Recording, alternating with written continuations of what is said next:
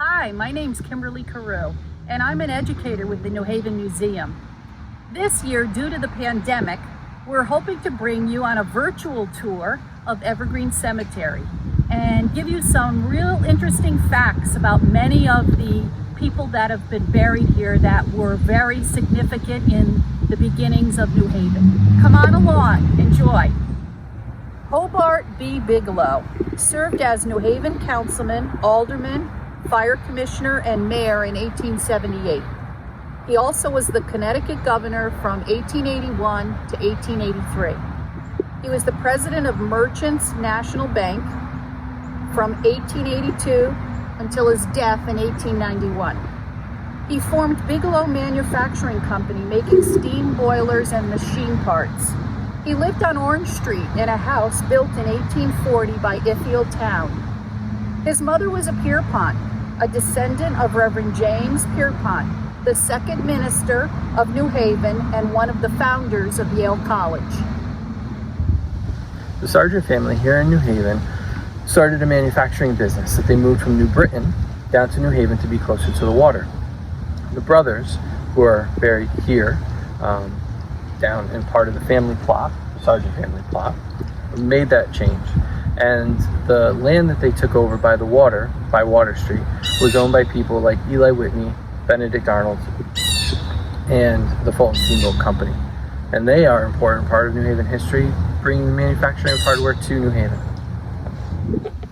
Having grown up in New Haven, I've often heard of the legend of Midnight Mary. Today I'd like to give you a few facts about Mary Hart. She had some sort of an attack and she fainted, and her husband assumed she was dead, so he had her buried immediately.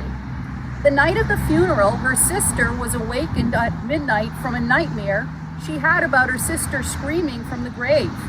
She begged to have her sister exhumed.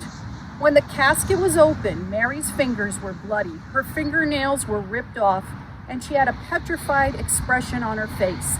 Her tomb reads, "At high noon, just from, and about to renew her daily work in her full strength of body and mind, Mary E. Hart, having fallen prostrate, remained unconscious until she died at midnight, October 15th, 1872.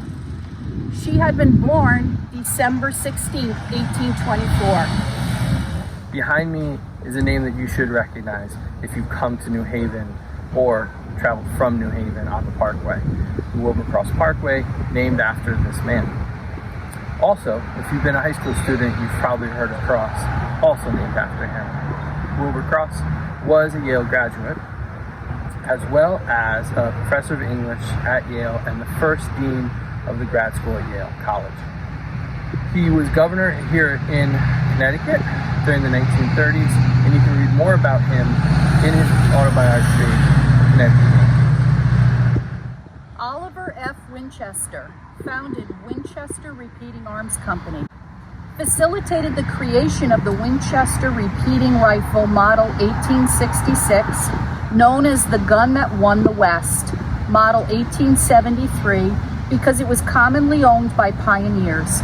He served as New Haven City Commissioner and Lieutenant Governor of Connecticut from 1866 through 1867. He had a son, William Wirt Winchester, who's buried nearby.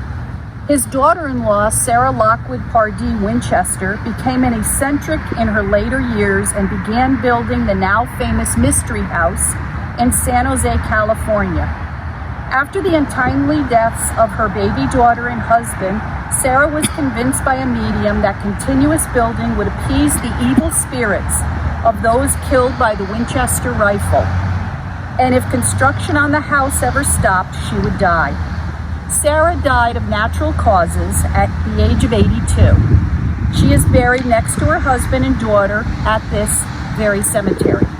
The house has more than 160 rooms and is now open to the public. H.H. Olds was a pie maker here in New Haven. He hired Frisbee, who settled in Branford, to open up the Frisbee Pie Company in Bridgeport, Connecticut. Shortly thereafter, when Olds wanted to retire, Frisbee took over the business and took over the routes as well.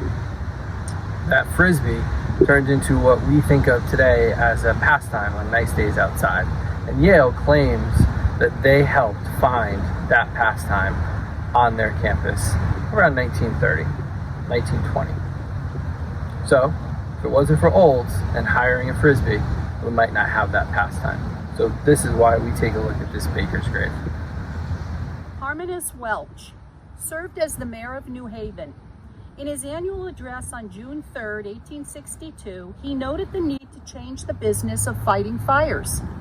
It marked the end of the volunteer system and the beginning of the paid fire department with the advent of the steam engine. Roger Sherman, New Haven mayor and signer of the Declaration of Independence, formed the volunteer system in New Haven on December 29, 1789. A dorm in Yale's old campus is named after him, dedicated by his children in 1891. Harmonious Welch, 1813 to 1889, was a lawyer, founder and president of the New Haven Rolling Mill Company, which was an iron mill, and later president of the First National Bank. He would later serve as the president of the New Haven Board of Education, and he died while serving in that capacity.